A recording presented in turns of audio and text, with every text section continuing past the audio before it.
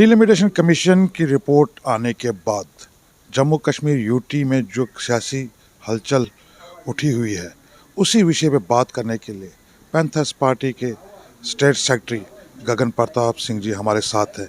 गगन प्रताप सिंह जी, आपका young bytes में स्वागत। धन्यवाद।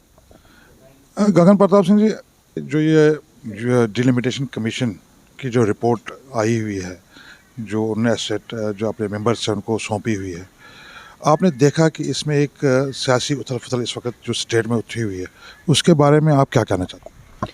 देखिए, ये जब डिलिमिटेशन का जब गठन हुआ था तो लोगों को काफ़ी एक्सपेक्टेशंस थी कि एक सुनहरी मौका है जम्मू कश्मीर के लिए और ख़ासकर जम्मू डिवीज़न के लिए कि उसको अपने हक और इंसाफ मिलेंगे, हक और हकूक़ मिलेंगे। और डिलिमिटेशन कमीशन का गठन भी हुआ। लोगों को काफ़ी सारी तवक्को थी इस डिलिमिटेशन कमीशन से। और जब पहला ड्राफ्ट प्रपोज़ल इन्होंने साझा किया एसोसिएट मेंबर्स के साथ, तो उसमें ये पाया गया था कि 47 सीट जो हैं वो कश्मीर को जा रही हैं और 43 सीट जो है वो जम्मू डिवीज़न को मिल रही है 90 में से। और एक बीजेपी ने एक मिराज सा एक सिनेरियो क्रिएट किया हुआ था। जम्मू डिवीज़न के साथ फिर से एक बार भेदभाव हुआ, लेकिन इन्होंने वो कहा कि 6 सीटें जम्मू को मिल रही हैं, एडिशनल 1 सीट जो है वो कश्मीर को जा रही है। हमने लोगों को ये डाइसेमिनेट किया कि पारिसीमन जो है वो 90 सीटों को आना है। जो रीऑर्गेनाइजेशन एक्ट पास हुआ है उसमें क्लियर मैंडेट है कि आपको 90 सीट्स के ऊपर ही डिलिमिटेशन होगा। कहीं ना कहीं भाजपा ने लोगों को एक बरगलाने की कोशिश की, लोगों को बात भी समझ में आई। और अनफॉर्चुनेटली जब second draft proposal delimitation commission associate members का साझा किया, तो उसमें आपने देखा कि उसमें बहुत सारी सीरियस एनॉमलीज, डेफिशिएंसीज हैं।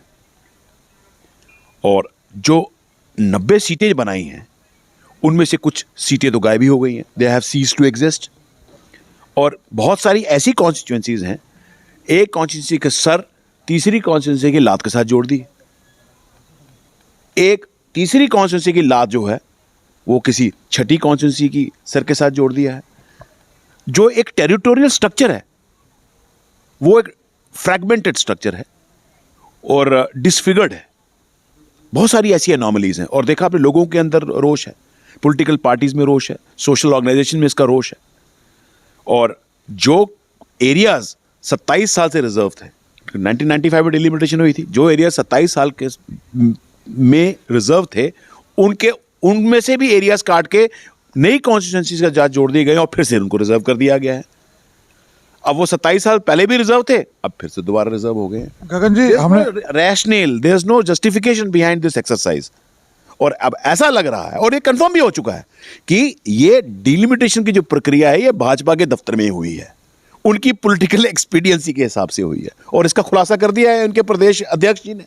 जो एक इनकी टेलीफोनिक कन्वर्सेशन जो है वो वायरल हो रही है सोशल मीडिया में, that is spill the beans. Their conversation has let the cat out of the bag. Now people have understood their nefarious plans. Gagan Pratap ji, हमने देखा है जब हर्षदेव जी जो आपके चेयरमैन जो हैं, असेंबली में भी डिलिमिटेशन पे उन्होंने काफ़ी संघर्ष किया है कि जम्मू कश्मीर में डिलिमिटेशन लागू किया जाए। मगर क्या आपको लगता है कि जो डिलिमिटेशन हर्षदेव आपकी पार्टी मांग रही थी वो डिलिमिटेशन हुआ है यहाँ पे जम्मू कश्मीर में? जो रिपोर्ट आई है उसके हिसाब से कितना आपको लगता है कि वो हो रहा है? बिल्कुल नहीं हुआ, बिल्कुल। It is not in conformity with the spirit of the delimitation. उसका रीजन ये है कि डिलिमिटेशन की प्रक्रिया जो है वो 2 मेन पैरामीटर्स पे होती है। एक आपके उसमें पॉपुलेशन फैक्टर है और दूसरा आपका ज्योग्राफिकल एरिया। जहां कश्मीर डिवीजन की पॉपुलेशन जम्मू डिवीजन से सिर्फ 12.5% ज्यादा है, वहां जम्मू डिवीजन का एरिया जो पूरे यूटी का जो एरिया उसका 62% है। और जम्मू डिवीजन का एरिया कश्मीर के एरिया से लगभग 2 गुना है। और उसके अलावा 3 और इसके पैरामीटर्स हैं, जिसमें आपकी पब्लिक कन्वीनियंस है, नेचर ऑफ टेरेन है और फैसिलिटीज ऑफ कम्युनिकेशन है। ये तीनों फैक्टर्स भी जम्मू के फेवर में थे। जम्मू डिवीजन की सीट कश्मीर डिवीजन से ज्यादा होनी चाहिए थी। फिर भी हमने इनसे मांग की थी, जो हमारा डेपुटेशन किया था फुल कमीशन के सामने, हमने मांग की थी इनसे कि चलिए, अगर पॉपुलेशन फैक्टर अगर कश्मीर के फेवर में है तो ज्योग्राफिकल एरिया जम्मू डिवीजन के फेवर में है, तो आप बराबर की सीट हमें दे दीजिए। 90 में से 45 कश्मीर डिवीजन को दे दीजिए और 45 जो है जम्मू डिवीजन को दे दीजिए, बराबर हो जाएगा। जो रीजनल डिस्पैरिटी थी उसमें भी बैलेंस आ जाएगा। लोगों की जो एस्पिरेशंस थी वो भी फुलफिल हो जाएंगी।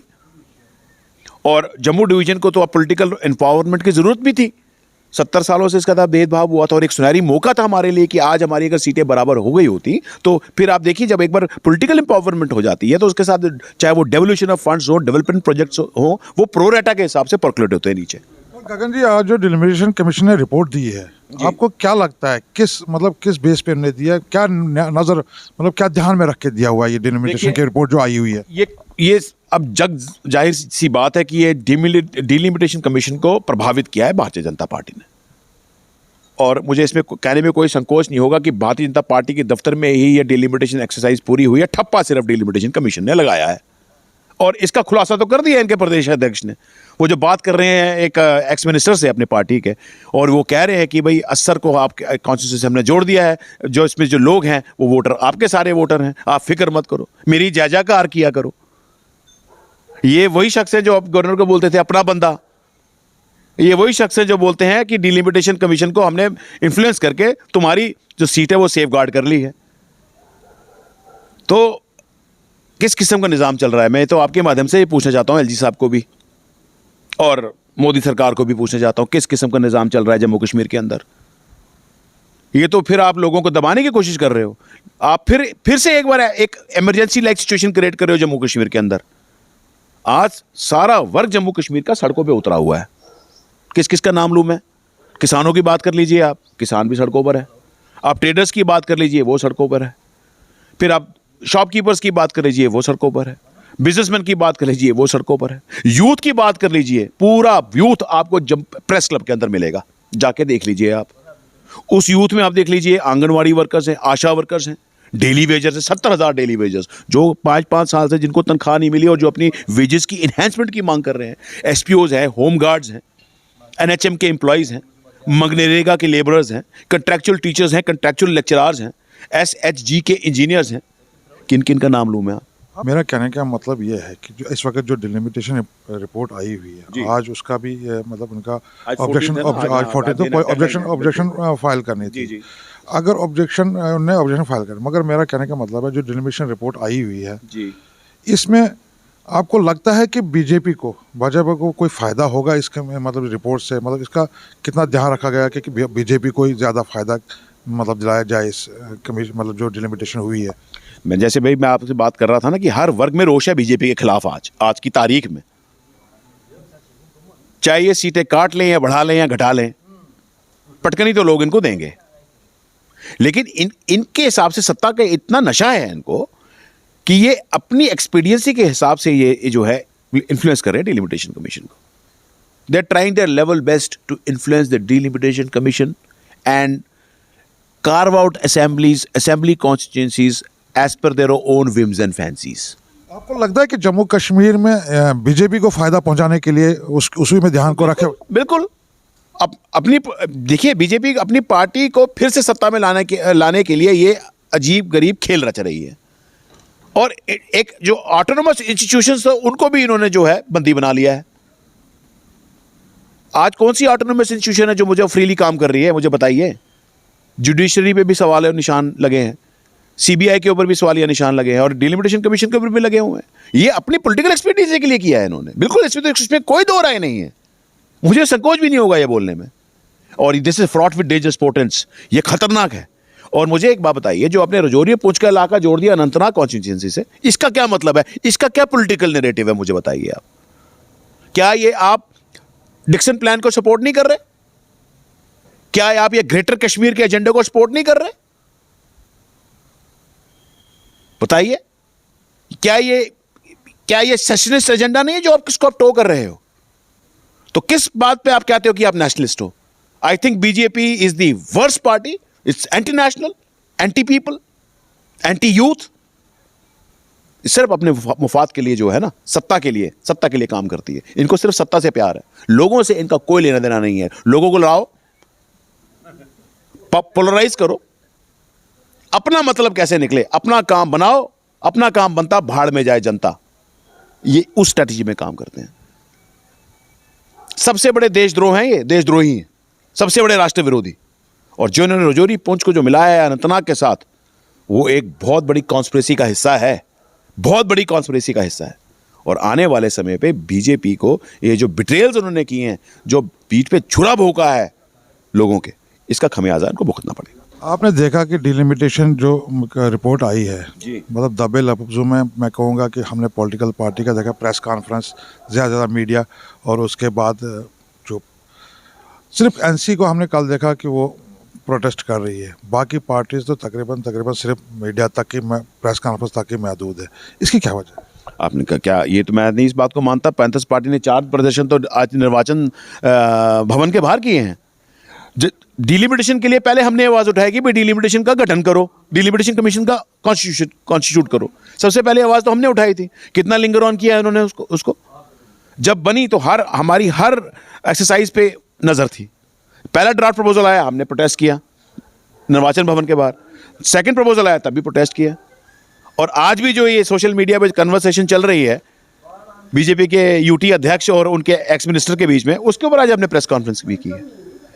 और कल हम यूथ का मुद्दा भी उठाने जा रहे हैं। इट वाज एक ही वाहिद पार्टी नेशनल पैंथर्स पार्टी है जो इसकी आवाज उठा रही है और जिनकी मुखालफत कर रही है, जो कफन बांध के आज सड़कों पे उतरी हुई है।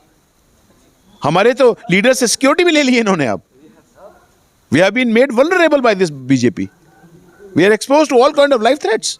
लेकिन वी डोंट केयर, हम लोग नहीं परवाह करते इन चीजों की। लोगों की आवाज है, सामने लेकर आएंगे।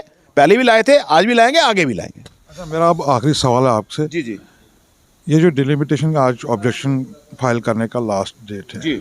अगर उसमें कोई भी मतलब वहाँ पे कोई फेरबदल नहीं होता है उस रिपोर्ट में, जैसे उन्हें रिपोर्ट दी हुई है वैसे इम्प्लीमेंट हो जाती है, तो पैंथर्स पार्टी का, आप स्टेट सेक्रेटरी हैं, तो पैंथर्स पार्टी का क्या रद्द-ए-अमल रहेगा उसके बाद? देखिए, पहले तो हम इसको वेट करेंगे पब्लिक डोमेन में आने का। अभी इसने पब्लिक डोमेन में भी आना है अभी, क्योंकि ताकि वो पार्टियां जिनके अभी कोई एसोसिएट मेंबर्स वहाँ नहीं है वो भी ऑब्जेक्शन फाइल कर सकते हैं और आम जनता भी ऑब्जेक्शन फाइल करती है। उसके बाद भी हमें लगा कि इसमें एनॉमलीज हैं, फिर तो दिल्ली जाना पड़ेगा। डिलिमिटेशन कमीशन के दफ्तर का भी घेराव करेंगे और भाजपा के कार्यालय का भी घेराव करेंगे। एक बार से बात करने के लिए आपका शुक्रिया।